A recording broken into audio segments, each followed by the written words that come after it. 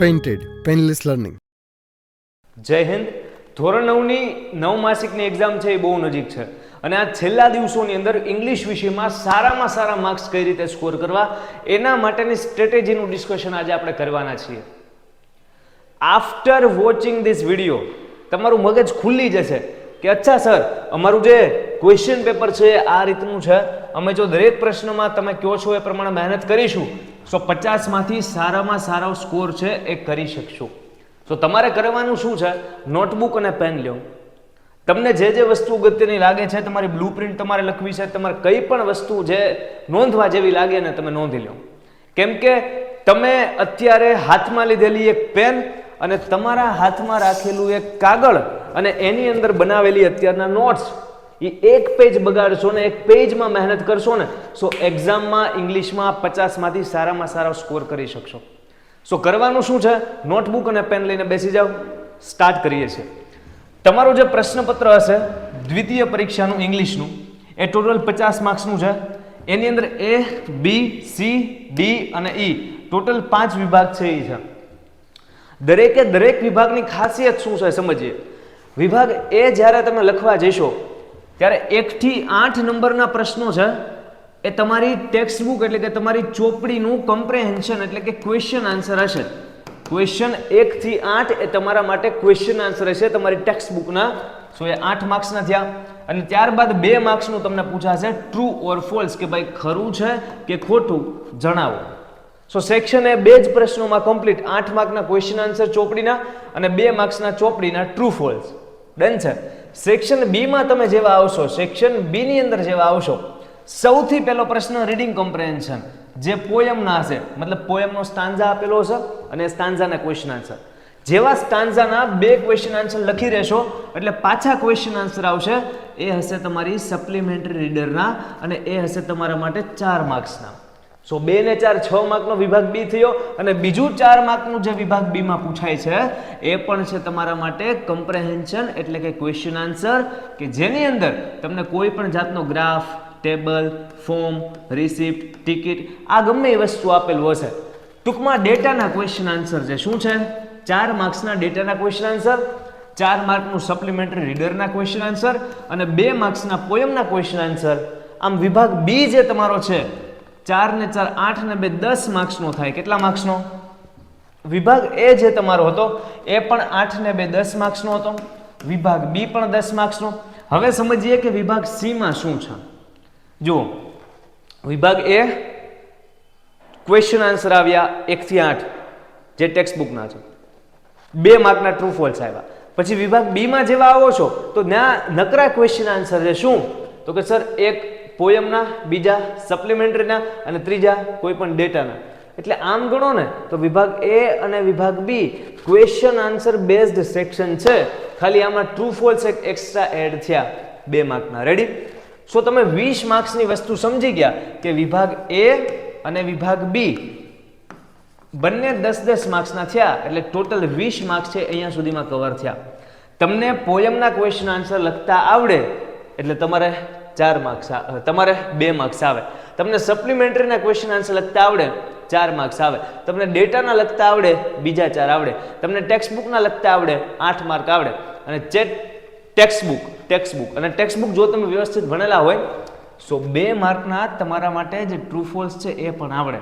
એટલે એ તમારી ઉપર છે કે તમે 20 માંથી મેક્સિમમ કેટલા માર્ક્સ છે એ આની અંદર કવર કરી શકશો. જો પેરેગ્રાફમાંથી ક્વેશ્ચનનો આન્સર ગોતી અને વ્યવસ્થિત લખતા આવડશે તો 20 માંથી મેક્સિમમ માર્ક્સ તમે અહીંયા સ્કોર કરી શકશો. 50 માર્ક્સનું મૂળ પેપર છે. સમજો આ વસ્તુને. જો તમને એવું લાગતું હોય કે સર અમારા પેરેગ્રાફના ક્વેશ્ચન આન્સર લખતા શીખવા છે, કઈ રીતના કરવું એ પણ અમને સમજાવો, તો તમે આ વિડીયોની કમેન્ટમાં કમેન્ટ કરી શકો છો. વિભાગ સી જે છે એ તમારા માટે છે ફંક્શન અને પાછા ફંક્શન. 3 માર્કના ફંક્શન પૂછાશે, પછી 2 માર્ક્સના ફંક્શન પૂછાશે. ટોટલ 50 માર્ક્સમાંથી 5 માર્ક્સના તમારે ફંક્શન પૂછાય. શું પૂછાય? ફંક્શન પૂછાય.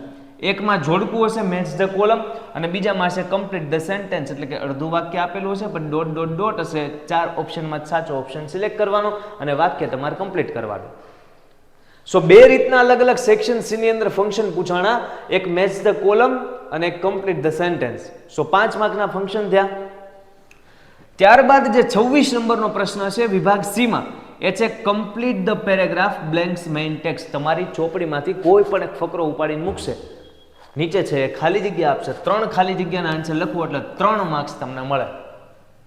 ટેક્સ્ટ બુક ભણેલા હોય ને તોય આવડે, ગ્રામરની થોડી ઘણી સાયન્સ હોય તો પણ આવડે, કેમ કે ખાલી જગ્યા જ પૂરવાની હોય અને એમાંય પાછા ઓપ્શન આપે. પછી તમારો 27 અને 28 એમ 2 માર્કનો પ્રશ્ન વિભાગ સી માં શું છે તો કે ફાઇન્ડિંગ ધ નિયરેસ્ટ મિનિંગ છે, સમાનાર્થી જેવું તમે કહી શકો.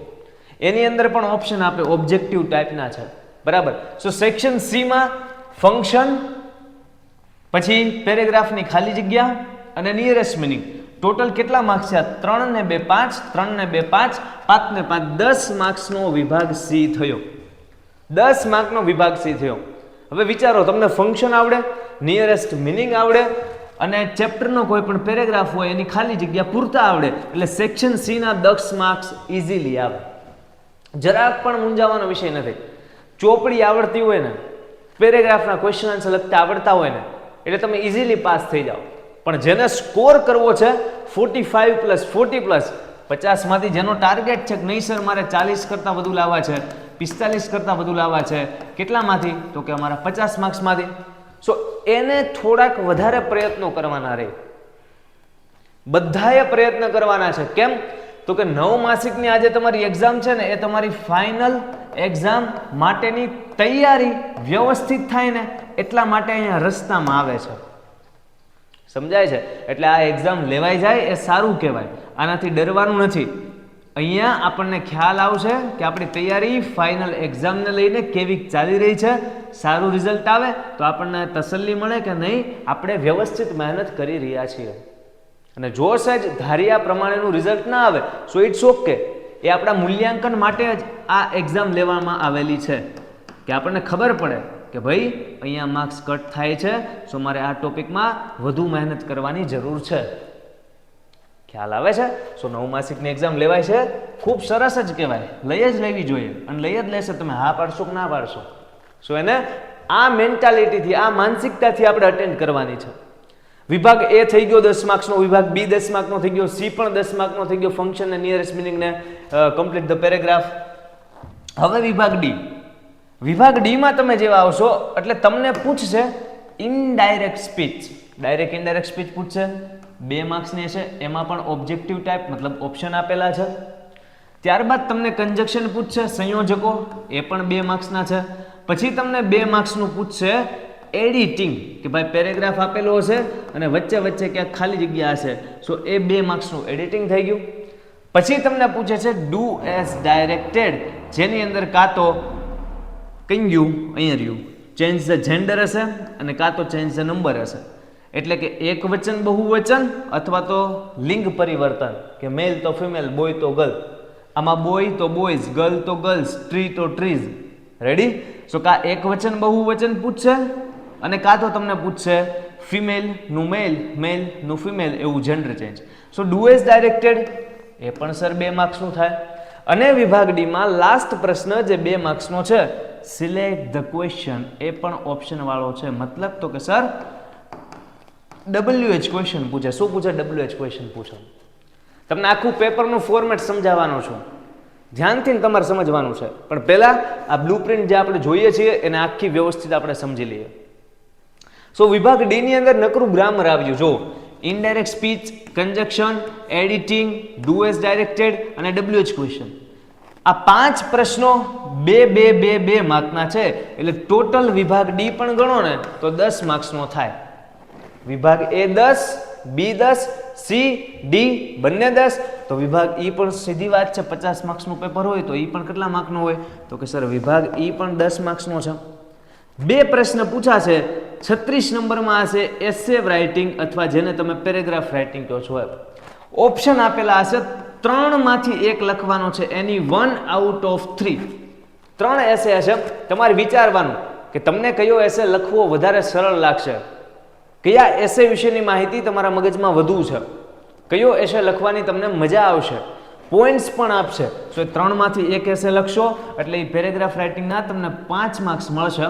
અને બીજું 5 માર્કનો લાસ્ટ ક્વેશ્ચન છે, કાં તો તમે ઈમેલ લખો અને કાં તો ચિત્ર આપેલું છે એનું ડિસ્ક્રિપ્શન, એનું વર્ણન કરો. સો પિક્ચર ડિસ્ક્રિપ્શન અથવા ઈમેલ બેમાંથી એક વસ્તુ લખવાની છે જેમાં તમારી પકડ સારી છે એ 5 માર્ક્સ એના આવશે.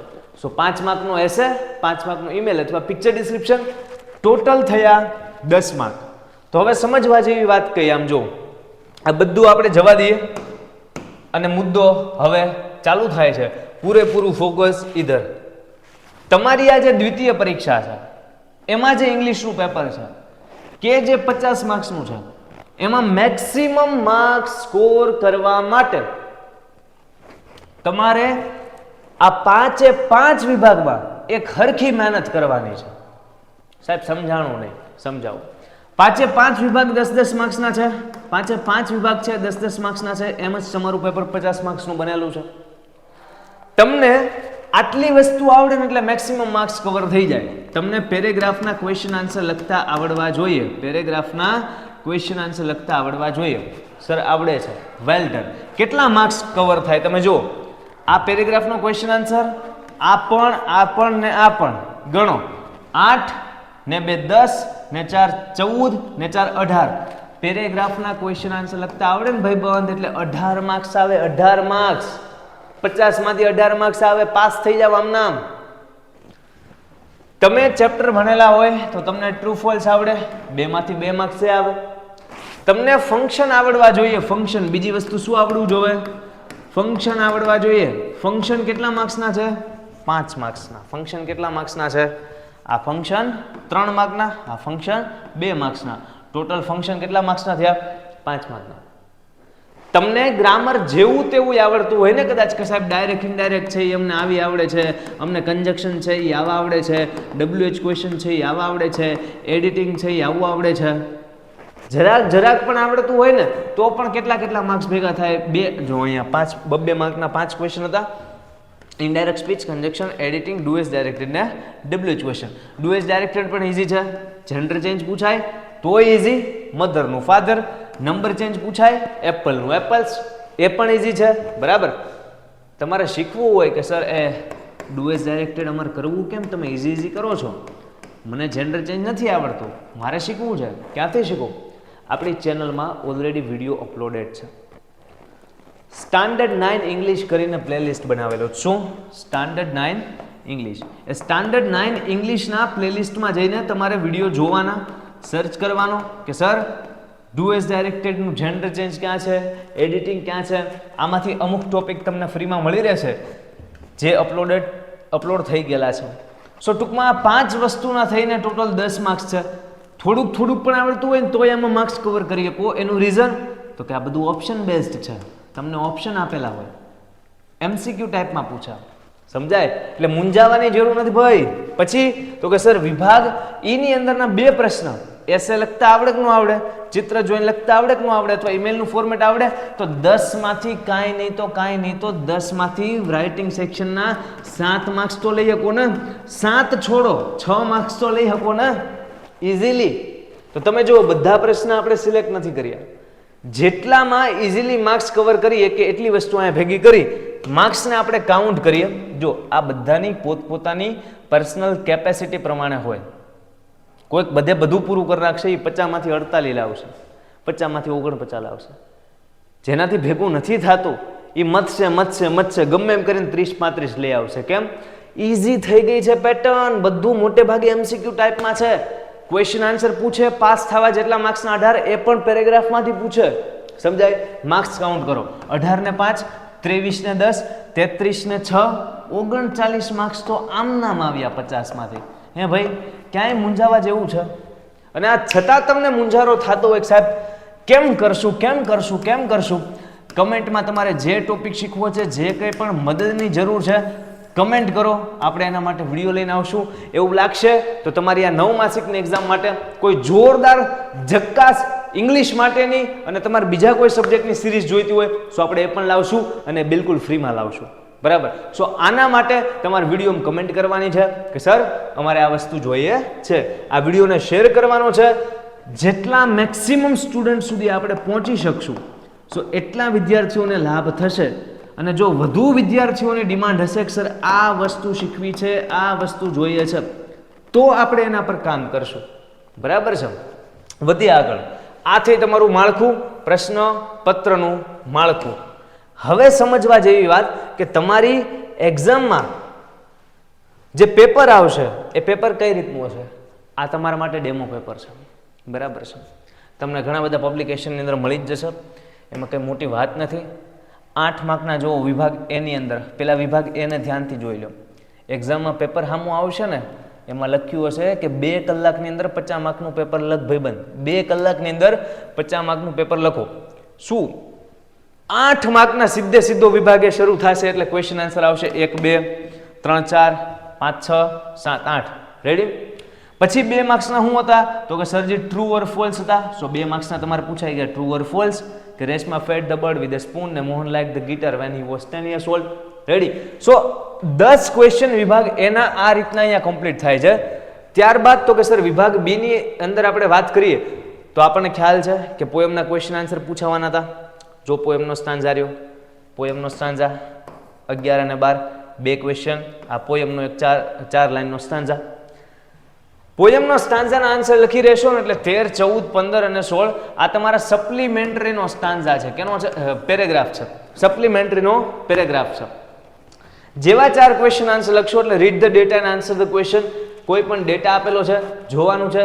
સુરેશભાઈ અને નેહાબેન, અચ્છા એમના 1 2 3 4, પછી આનું 1, પછી આના 2. રેડી? વાંચવાના question. How many grandchildren does Sureshbhai have? સુરેશભાઈને કેટલા ગ્રાન્ડ ચિલ્ડ્રન છે તો અહીંયાથી પછી ગણવા મળવાના કેટલાક છે. જોઈને જે ડેટામાં ક્વેશ્ચન પૂછ્યા છે એ ડેટામાંથી જ આન્સર ગોતીને દેવાના છે. બરાબર? Read the data and answer the question. Sir કઈ રીતના માર્ક્સ પૂરા લેવા?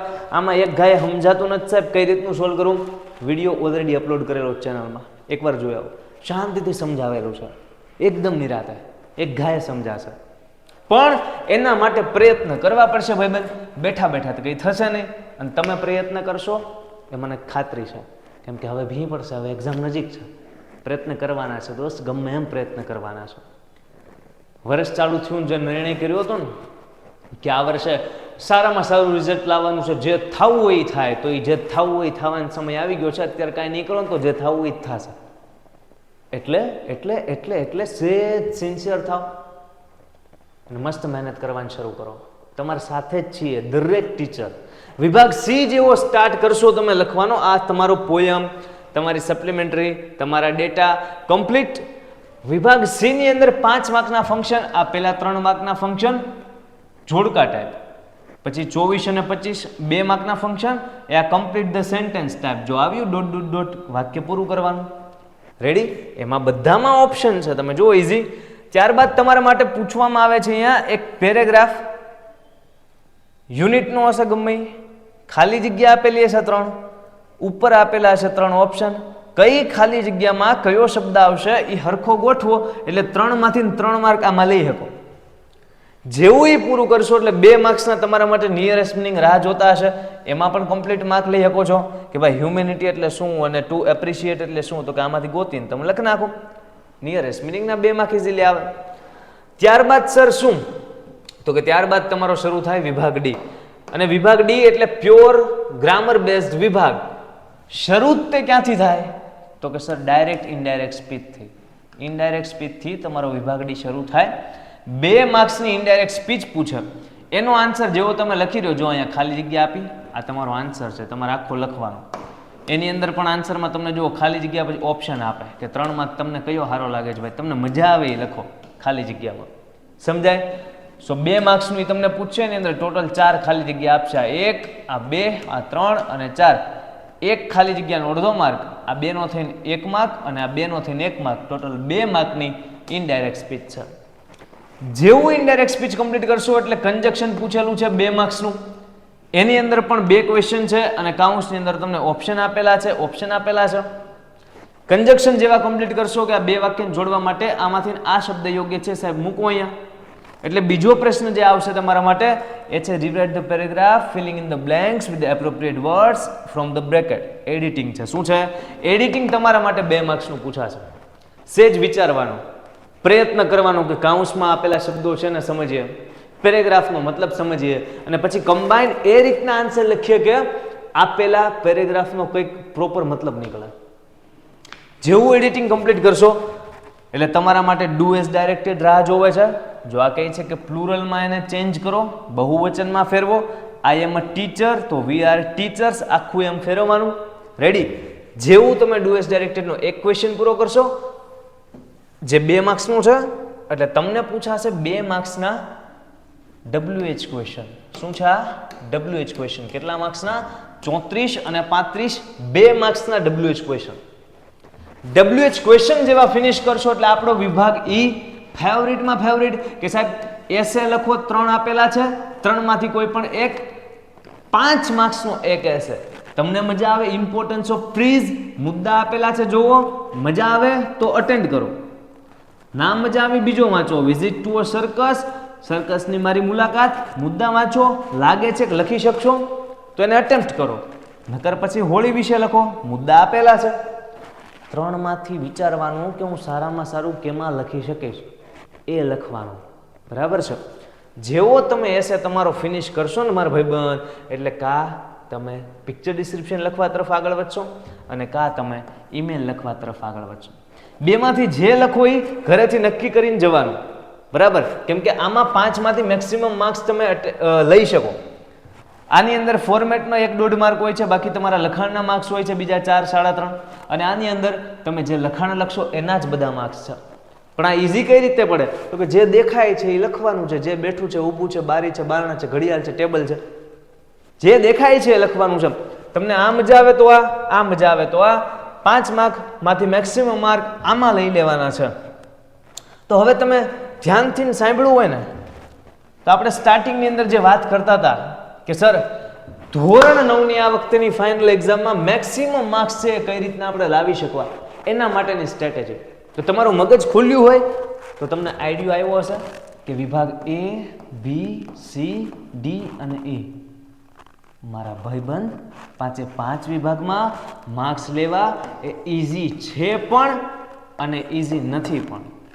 જો વ્યવસ્થિત પ્લાનિંગ સાથે મહેનત કરી તો દિવસો જેટલા બાકી છે ને એક્ઝામના, એટલા દિવસોમાં ચાહો તો બધું 1-2 વાર જોવાઈ જાય. કોઈ પણ મટીરિયલના પાના ખોલવાના, એસે છે જોઈ લો, ઈમેલ છે ફોર્મેટ જોઈ લો, પેરેગ્રાફના ક્વેશ્ચન આન્સર પ્રેક્ટિસ કરી લો, ટ્રુ ફોલ્સ યુનિટ વાંચી લો, પ્રેક્ટિસ કરી લો, ક્વેશ્ચન આન્સર લખતા શીખી જાઓ.